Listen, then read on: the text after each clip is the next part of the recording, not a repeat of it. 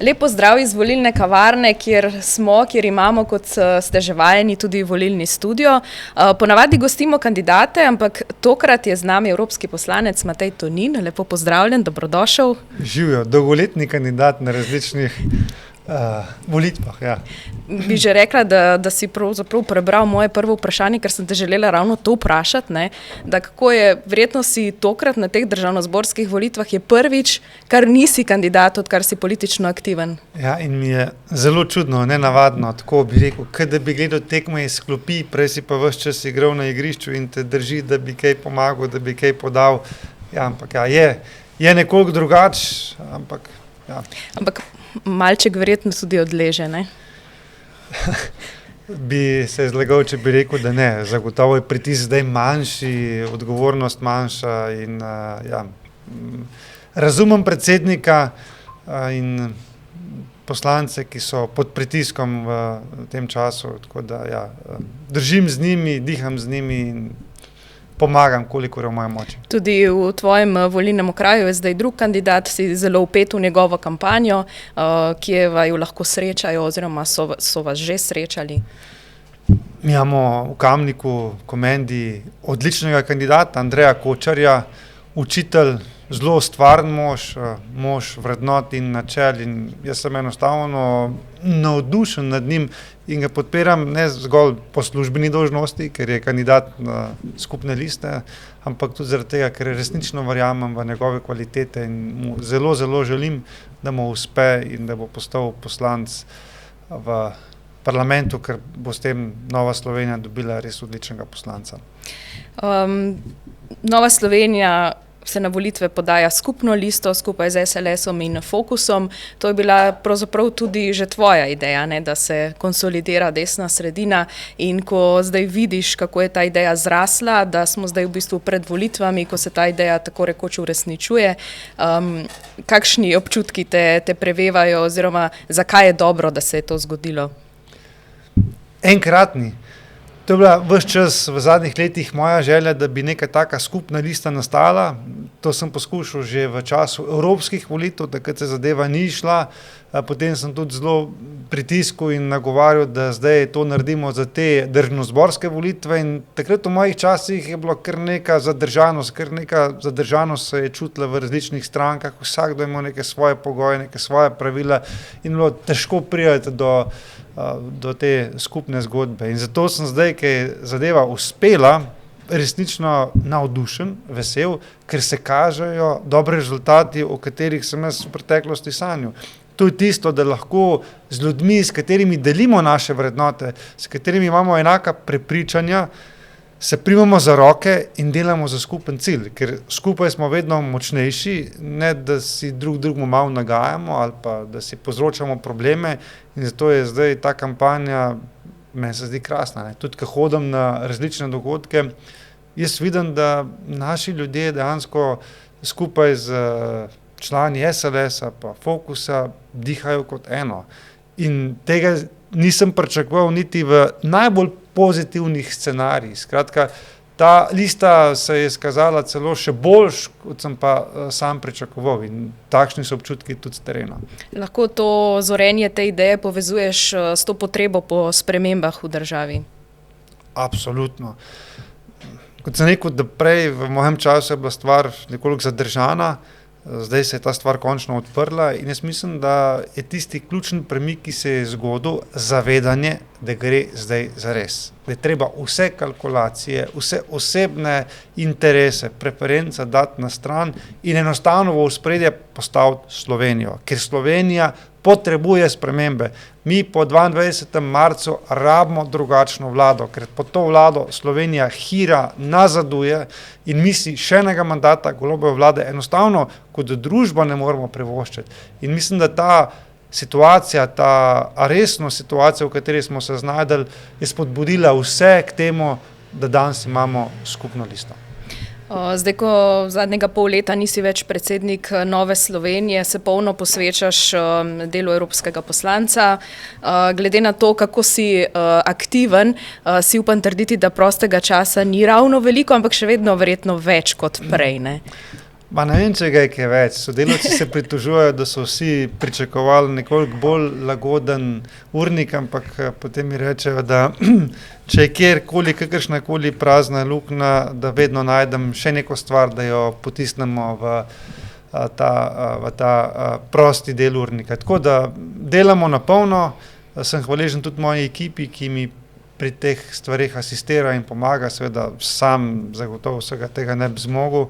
Imam pa vrhunsko in kvalitetno ekipo in mislim, da se pozna naše delo tudi v Evropskem parlamentu. Bova začela kar s tvojo odmevno iniciativo glede preganjanja kristjanov. Ti si povzdignil glas, tudi v tvoji soorganizaciji se je zvrstilo več dogodkov v Evropskem parlamentu. Kaj lahko tukaj naredi Evropska unija in se že kažejo kakšni rezultati teh aktivnosti? Veliko in so tudi konkretni rezultati. Govorimo o varovanju dejansko življenj kristjanov po svetu ali pa da določene kristjane izpustijo iz zapora. Večkrat sem povedal, da je bil to zame kulturni šok. V Sloveniji, razen redkih izjem, morda v družini na ognjišču, o preganjenih kristjanih ne poročajo. In ko sem prišel v Evropski parlament, sem tam videl na sejah odbora za zunanjo politiko tovrstna poročila in sem bil dobesedno zgrožen, šokiran, da smo kristjani najbolj preganjena verska skupnost na svetu. 388 milijonov kristjanov širom po svetu je na različne načine preganjanih. Od tega, da ne morejo prakticirati svoje vere, do tega, da jih na različne načine šikanirajo in v najbolj tragičnih primerih, da jih pobijajo, morijo. In številke so zelo primerljive tistim v Gazi. Sami veste pa, kakšno pozornost so žrtve v Gazah dobile in prav je, da so jo dobile, ker se je ustvaril politični pritisk, da se je tam vojna ustavila oziroma vse spravila v neke drugačne okvire. In to stvar želim, da se zgodi tudi pri umorjenih, preganjanih kristjanih, da vršimo politični pritisk. Ker vsako leto je pobitih 5000 kristjanov samo zaradi njihove veroizpovedi. In Evropska unija ima tukaj dolžnost, da vrši politični pritisk na te države, da se izmere izboljšajo in da obvarujemo življenja. Skratka, to čutim kot svojo moralno, etično dolžnost, da o teh stvareh govorim, da sem glas tistih, ki ne morejo govoriti. Nedavno ste opozorili tudi na dvojna merila pri dodeljevanju evropskih sredstev nevladnim organizacijam in na zapostavljanje tistih, ki zagovarjajo konservativne vrednote. Kaj lahko tukaj sploh naredite kot evropski poslanec? Kako ste to sploh ugotovili, da se to dogaja? To je pa višek predrznosti evropskih birokratov. Imamo dve organizaciji, ki se ukvarjata s promocijo družinskih vrednot, zveze med moškim in žensko in prijavili so različne programe in te programe so v preteklosti vedno vrhunsko izvedli. Skratka, birokrati niso imeli nobenega vsebinskega, procesnega zadržka ali razloga, zakaj te dve organizaciji ne bi dobili evropskega denarja za njihove projekte. In veste, kaj so jim očitali? Da nista družinsko nevtralni in da to je v neskladju z evropskimi vrednotami, ker po njihovo evropske vrednote niso take, da je družina, klasična družina pač zveza med moškim in žensko, ampak da tukaj pač je zadeva enostransko, ni spolno uravnoteženja in ni družinsko nevtralna. Meni se zdi ta stvar predrznost, zaradi tega, ker ob vsem denarju, ki ga Evropska unija da za najrazličnejše nevladne organizacije, ki spodbujajo LGBT, ki spodbujajo spolne teorije, ki skratka delajo na netipičnih družinah in imajo različne programe, mislim, če vsi ti lahko dobijo denar, povejte mi en pameten razlog, zakaj ga dve organizaciji ne morata dobiti, ki se ukvarjata s klasično družino. Ob tem, da ne rečeta nič slabega, nič grdega zoper netipične, nekoliko drugačne družine. In zato tukaj z svojimi poslanskimi kolegi vršimo pritisk na birokracijo, tudi na Evropsko komisijo, da pač ta stvar nesprejemljiva in da jo je treba popraviti. Te organizaciji si ta evropski denar zaslužita. In še ena tema je, ki izstopa, in sicer jedrska energija. Zdi se, da se v Sloveniji ta zavest o pomenu te energije šele prebuja, ampak v Evropi pa že vse brbota, se dogaja neka renesansa. Ja, nedavno je Ursula von der Leyen jasno povedala, da je bilo zaprtje nekaterih jedrskih elektrarn velika napaka, ki jo zdaj drago plačujemo v času različnih kriz. Spomnite se, kako je bilo v času invazije Rusije na Ukrajino, kako so se cene energentov dvignile, nafta, plin, vse ostale stvari, ne.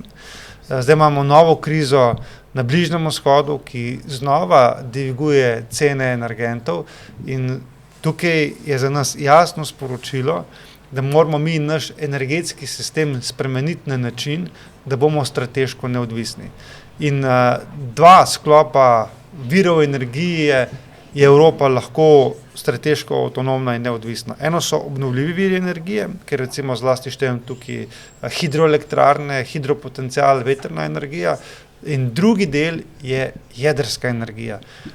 Če pa smo seveda odvisni od plina, od nafte, nas pa vsak konflikt, vsaka nepredvidljiva situacija, kot se dogaja danes, lahko spravi v težave, ker se cene energentov bistveno povišajo, s tem pa trpi celotno gospodarstvo. Tako da sem vesel, da je tudi Evropska komisija pod sedanjim vodstvom spoznala, da je vlaganje v jedrsko energijo strateško pomembno in da moramo mi za našo neodvisnost razviti pravi miks obnovljivih virov energije in jedrske energije. Da to je tisto, kar nam bo zagotavljalo tudi neko odpornost za vse krize, ki se dogajajo okoli nas.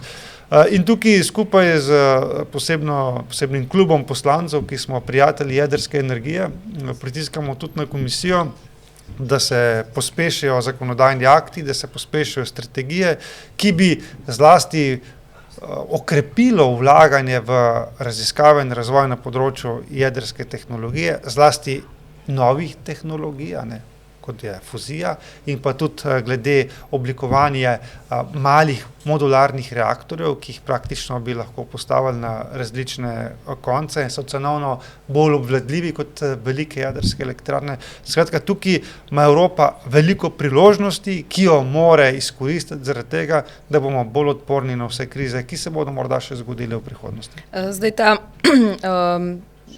poudarek na jedrski energiji tudi kaže nek premik, kar se tiče zelenih politik, ne.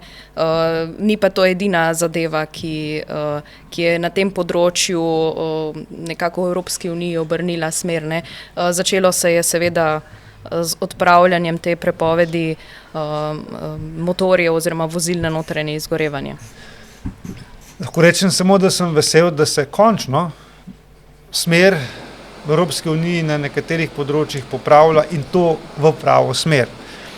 Najprej ste si samo odprla zeleni prehod in jaz bi kar temu rekel, zelena religija. V zadnjem desetletju se je razvila tako imenovana zelena religija, ki govori, potrebno je zeleno in naj stane, kolikor hoče in ni pomembno, ali dejansko prispeva k zmanjšanjem izpustov CO2. In to nas je v zadnjih letih izjemno teplo, tako finančno, kot tudi gospodarsko, in zaradi tega sem vesel, da Evropska komisija tukaj popravlja kurs v smislu treznega, realističnega zelenega prehoda, kar pomeni, da vsi smo za čistejše okolje, vsi smo za zmanjšanje izpustov CO2, ampak moramo pa to narediti na takšen način, da bo naše gospodarstvo kot tako preživelo. Eden izmed stvari, ki se je tudi sama omenila, je tudi to odprava prepovedi proizvodnje bencinarjev in dizlov po letu 2035, ker je bila ena izmed največjih norosti. Tukaj smo v Evropi svetovni prvaki, tako čistih dizlov in bencinarjev, kot jih proizvajamo v Evropi, jih ne proizvaja nihče drug. In če bi mi to prekinili, bi pomenili, da bi dobili bencinarje in dizle iz Amerike, z Kitajske, z Indije. Vsa ta vozila bi bila mnogo bolj umazana kot pa evropska. Skratka, tudi z vidika okolja, varovanja okolja je to pomembna poteza, da dovolimo še naprej proizvodnjo kvalitetnih in dobrih evropskih dizlov in bencinarjev. Tako da to je en del, kjer se stvari spreminjajo, drugi del, ko sem že prej omenila, je jedrska energija. Prej je bilo to skoraj prepovedana, bogokletna tema. Zdaj pa to postaja mainstream, skratka nekaj, kar je treba staviti. In še ena stvar, ker se stvari premikajo končno v pravo smer, so migracije. Zdaj je bilo tudi v Evropskem parlamentu po zelo dolgem času in po zelo silovitih odporih na levi strani potrjena ta nova smer glede regulative pri vračanju tistih, ki so nezakonito v Evropi, da jih lahko hitreje, pospešeno vračamo nazaj, da če se nekje ugotovi, da nimajo pravice za azil in za bivanje v Evropi, da to velja tudi v drugih državah, da z tretjimi državami vzpostavimo posebne centre, ker jih lahko hitreje vračamo nazaj. Skratka, Evropska unija rabi nekaj več časa, ker je proces odločanja drugačen, ampak stvari se zdaj postavljajo v pravo smer in jaz sem zadovoljen. A si opazil, da čim se je stopnjevala resnost s tem, da sva kar naenkrat se želela začeti vikati, ne? Ja, bi rekel, to je posledica morda kakšnih preteklih nastopov. Ja, ali pa profesionalna deformacija, ne? Ampak bi bilo smešno, če bi to mi počela. Ja, res je. Veš kaj, rada bi, da še odpreva debato o varnosti, govori se pravi, zdaj se išče načine, kako bi Evropa okrepila svojo varnost glede na zaostrene geopolitične razmere in tukaj se išče ta evropski adut, se pravi, da je zdaj zadnji trenutek, da Evropska unija končno postavi temelje svoje obrambe in varnosti. Če spremljaš kaj soočanja, jaz moram reči, da se včasih prav smejim levičarjem, ki pravijo, ne v orožje, ne maramo po Amerike. Ne? Zdaj, ko poskušam te stvari upariti skupaj, enostavno zadeva ne gre. Ne? V tem trenutku je Evropa močno odvisna od Združenih držav Amerike.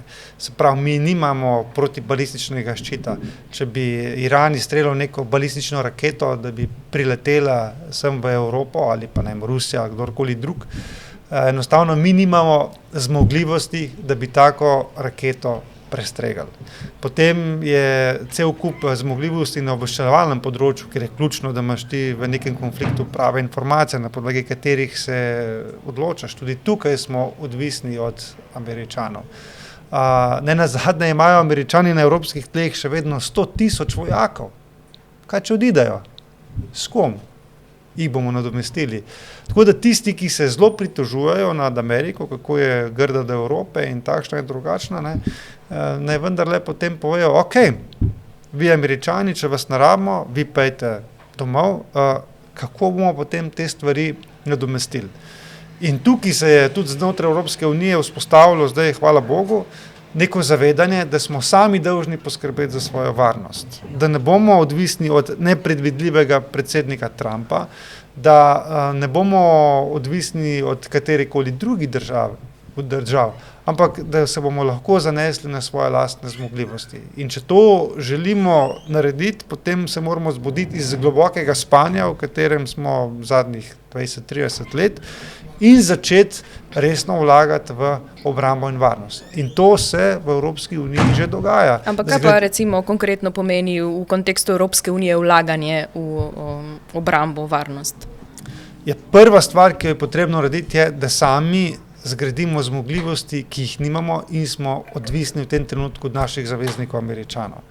Zaradi tega so bili zdaj vzpostavljeni znotraj evropskih skladov, mehanizmov, različna orodja, ki financirajo, sofinancirajo, dajo zelo ugodna posojila, zato da države članice to lahko zgradijo. In ena izmed prvih stvari, ki se Evropska unija lotila, je ta protibalistična zaščita oziroma protizračna obramba, da bomo lahko sami za sebe poskrbeli. Potem druga zadeva je zelo pojačati naše možnosti pri pridobivanju obveščevalnih podatkov, vse posod po svetu. To se stane denar in zato so zdaj krenile določene zadeve, da bomo tukaj zgradili. To je, bi rekel, čisto v tem zelo strateškem smislu prva stvar, za katero je treba poskrbeti. Druga stvar, ne, če bodo Američani svojih 100,000 vojakov umaknili na kakšna druga, bolj krizna območja, kdo bo zapolnil ta njihov prostor. Zaradi tega se v zadnjem obdobju je intenzivirala razprava o tako imenovani evropski vojski. Nekateri kar dobijo ošpice, ker to temo odpreš, ne, ker to ne pomeni, da bomo mi nacionalne vojske ukinjali. Če želite, ali pa če bomo želeli, jih bomo lahko imeli. Ampak vendarle pa Evropa kot taka potrebuje neko kredibilno silo, da bo lahko svoje politične in diplomatske odločitve tudi zavarovala. Predstavljajte si, naprimer, da bi imela Amerika 50 vojska. Evropa ima 27 držav članic, kot je rekel komisar Kubilius, to so bonsai vojske. Majhne, lepe, vendar drage. Ne? In zaradi tega bi mi bili mnogo bolj učinkoviti, če bi to spravili na skupen imenovalec, da bi imeli enotno evropsko vojsko. Verjamem, da je to danes nepredstavljivo, kako bo ta Francoz, Nemec ali pa Poljak, Nemec, Slovenc bila del istih oboroženih sil, ampak jaz večkrat spomnim na tiste razprave iz časa, ko se je uvajal evro, iz 90-ih let, ko so vsi trdili, da Nemčija se pa ne bo nikoli odpovedala svoji marki. Celo jaz sam, pa številni drugi Slovenci smo v tistih časih varčevali v nemških markah. Ampak gledajte, stvar se je zgodila, danes imamo evro, ki je temelj, ki je ključna vez Evropske unije. In jaz mislim, da se bo podoben proces zgodil tudi na nivoju Evropske vojske. Ne bo to jutri, ta proces bo dolgotrajen, ampak jaz mislim, da v 20-30 letih bomo prišli končno do tistega, kar bi morali imeti že danes, ker v današnjem globalnem svetu, ker ne veljajo nobena več pravila, ampak izključno samo še moč, je to nujno potrebno, da preživiš in da sploh ostaneš igralec. Ne? Ker če te ni za mizo, potem si na mizi, da drugi razpravljajo in govorijo o tebi. Kaj pa pričakuješ, kakšen razvoj dogodkov v Iranu oziroma na teh relacijah Izrael, Iran, ZDA? Tam je situacija zelo kompleksna in dejansko najbolj škodljiva za Evropo. Američani so vse, kar se tiče nafte, samozadostni. Ker zdaj v tem trenutku, ko govoriva, so Iranci vzpostavili de facto blokado Hormuške ožine, kar pomeni, da petino nafte, ki jo svet potrebuje za neko normalno delovanje, enostavno ne more ven iz Perzijskega zaliva. To je hud pretres in to se bo na prihodnjih mesecih, če se ne bo kaj zelo hitro spremenilo, dejansko poznalo v cenah goriv, potem pa to na celotno ekonomijo, gospodarstvo, inflacija. Skratka, te stvari so medsebojno povezane, ampak če zdaj pogledava, kako strateško stojijo posamezne države, potem ugotoviva, da Amerika je, kar se tiče nafte, samozadostna. Na drugi strani, kljub vojni, Američani niso uničili naftne infrastrukture v Iranu, kar pomeni, da danes Iran, kljub vojni, še vedno lahko svojo nafto izvaža Kitajski, tako da še vedno zagotavljajo neko žilo nafte, ki teče proti Kitajski. Edini, ki smo na nek način v navednicah ostali na suhem, je preostali del Azije in pa Evropa. In se veste, kaj se zgodi, ko je količina nekega proizvoda omejena in manjša, potem se začne tekmovanje, kdo ga bo imel, to dviguje ceno in na koncu seveda to lahko pripelje do zelo slabih stvari, kar se tiče evropskega gospodarstva. Zaradi tega je seveda v našem interesu, da se ta vojna v Iranu čim prej konča.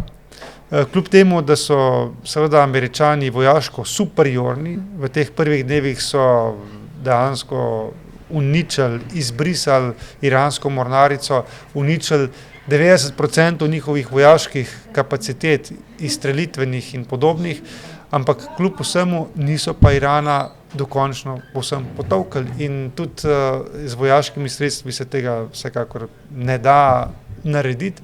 In Iran je preklopil v asimetrično vojno, kar pomeni, da oni se zavedajo, da ne more tekmovati z ameriškimi lovci, letalonosilkami in so to moč, ki jo Američani prezentirajo na Bližnjem vzhodu, da pa lahko naredijo zelo veliko problemov. Ne. Eno je, dvigajo ceno za Zahod z nafto, ne. Druga stvar je, da zelo delajo velike probleme svojim sosedom na Bližnjem vzhodu, praktično turizem je razpadel tam, ne. Tudi oni ne morejo zaradi zaprtja Hormuške ožine izvažati nafte. Tako da tukaj je ta stvar lahko največji problem prav za Evropo, ne. Dvignila se nam bo cena energentov, dolgotrajna vojna bi pomenila nove migracijske tokove, ki bi seveda na koncu tudi pritisnili na samo Evropo. Tako da v našem interesu je, da se vojna konča in tukaj mora Evropa, če hočete tudi Slovenija, izkoristiti vse diplomatske vzvode, ki jih ima, da bi vendarle čim prej prišlo do nekega dogovora med Američani, Izraelci in Iranom. Kot sem rekel, tega problema Irana se seveda v vojaškem smislu brez dramatičnih posledic ne bo dalo rešiti in bo potreben nek dogovor, ki bo zagotovil tam neko ravnotežje, ki bo omogočil preživetje Izraelu in ki bo omogočil, da te energetski tokovi iz Perzijskega zaliva preko Hormuške ožine ponovno stečejo. Pa da ne bova s to negotovostjo in tenzijo končala, bom dala to iztočnico, da Slovenija se vseeno še zdi kot ena oaza v tem norem svetu, zato je verjetno toliko pomembneje, da izkoristimo prihodnjo nedeljo glas in izberemo prave ljudi. Ja, pred nami so, tudi če morda ne najbolj posrečeno za konec najnega pogovora, dramatični časi, ker so stvari res nepredvidljive. Danes praktično ne velja nobena več mednarodna pravila. Šteje samo še moč, ne? In v takih okoliščinah mora biti mala država zelo čuječa. In zato je v takih trenutkih ključno in zelo pomembno, da imaš ti preizkušeno, sposobno vladno ekipo. Ta, ki nam je vladala zdaj zadnja 4 leta, to ni. In zato jaz molim, prosim Boga, da bi vendarle do sprememb 22. marca prišlo, ker se mi zdi to ključno za našo prihodnost. Ker mi smo do svoje države prišli, veliki drugi narodi še danes niso, ne? In zaradi nespametnosti ali nesposobnosti nekaterih odločevalcev tega ne smemo zapraviti. In vsakdo se mora v nedeljo zvečer ob 7 vprašati, a je naredil vse, kar je lahko. Nekdo kandidira, nekateri bomo šli na volitve, bomo morda še koga pripeljali, ampak vsakdo naj se vpraša sebe, ali sem naredil vse, kar je v moji moči.